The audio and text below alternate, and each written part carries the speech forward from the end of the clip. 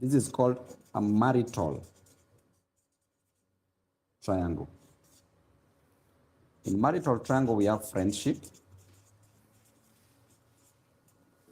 we have courtship, courting, Okay.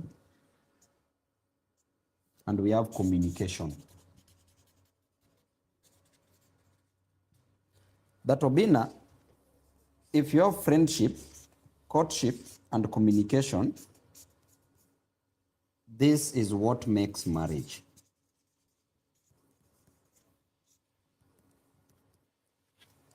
That if you're a friend to your partner and you court your partner and you communicate with your partner very well, then that Is equals to marriage. is equal to marriage. Okay? Then the second triangle of marriage or love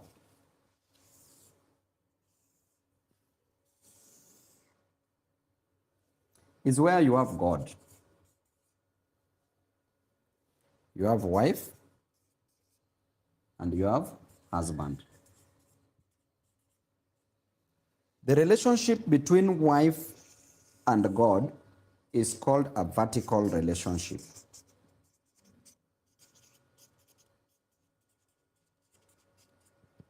The relationship between husband and God, or God and husband, God and wife, or wife and God, is also called a vertical Relationship. relationship. The relationship between wife and husband, or husband and wife, is called a horizontal relationship.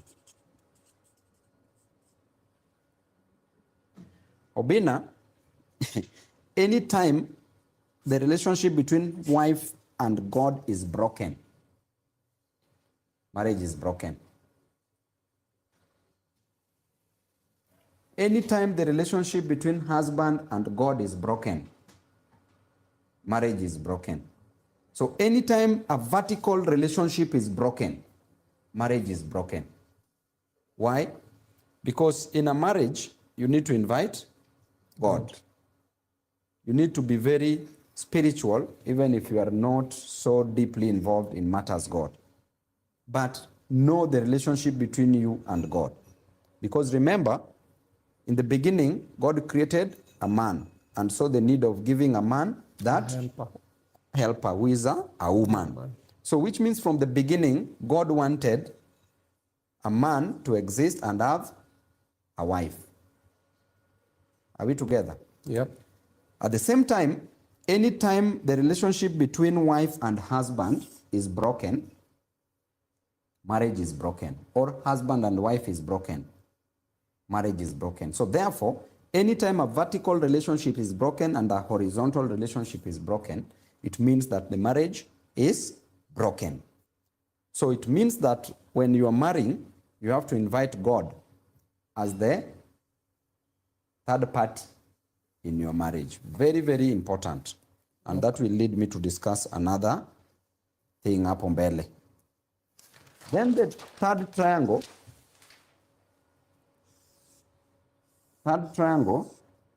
here we have children.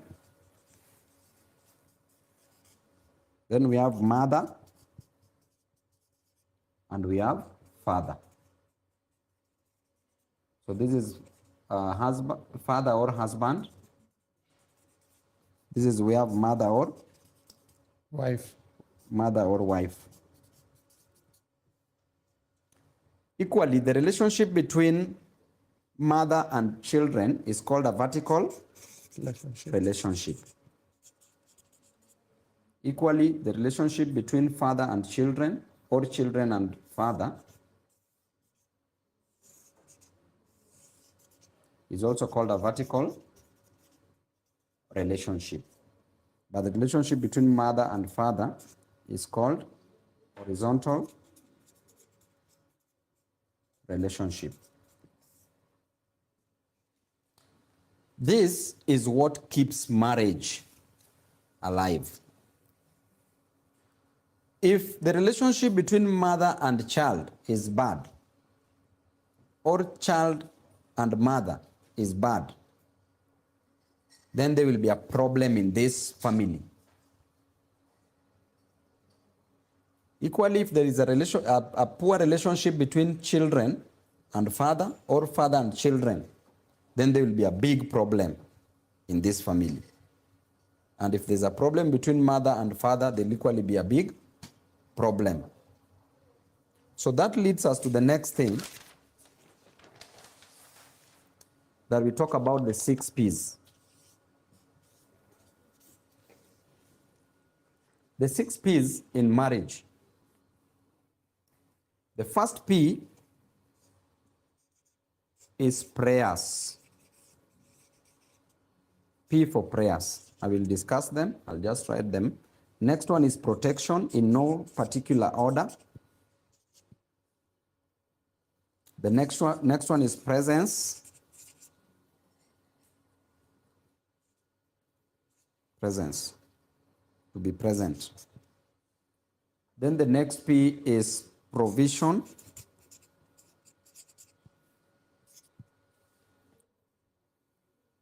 Then the next P is purpose.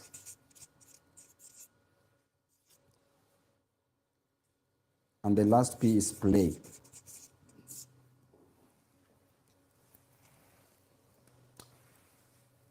The first P, which is prayers or dinner, in your marriage, you must invite God.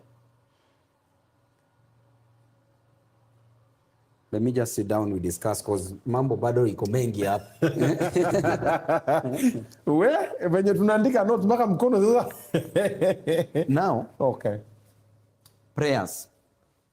As I've said, if you have your wife, you need to pray with your wife every day. You can pray with her every morning, pray with her every evening. Or if morning you are leaving at different times, then you can pray in the evening if you come back. Some come back late, some work in the evening also. But at least find yourselves time that you can come together for the sake of your marriage. Okay. So you pray together. They say a family that prays together lives together. Okay?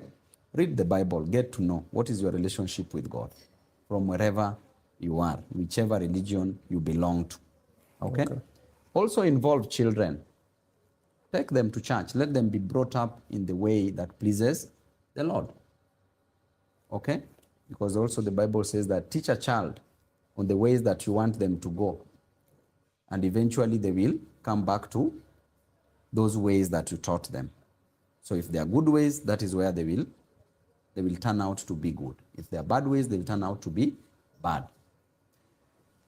Then as a man, you need to provide protection to your family. You need to protect your family as a man. Protect your family from the external predators. Protect your family from any other issues. You need to provide protection as a man to your family. Then as a man, you must be present.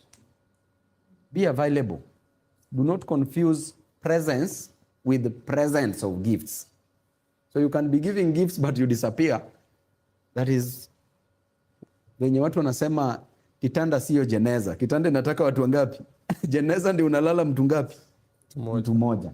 So be present. So your presence. If you are present, then a lot can happen in that marriage. Present to ile you have to create time. Yeah, create time. Wako na wako. Create time for your children. Yeah. Create time for your wife. Communicate, talk about issues. Then provide, provision. As a man, you need to provide 2 things.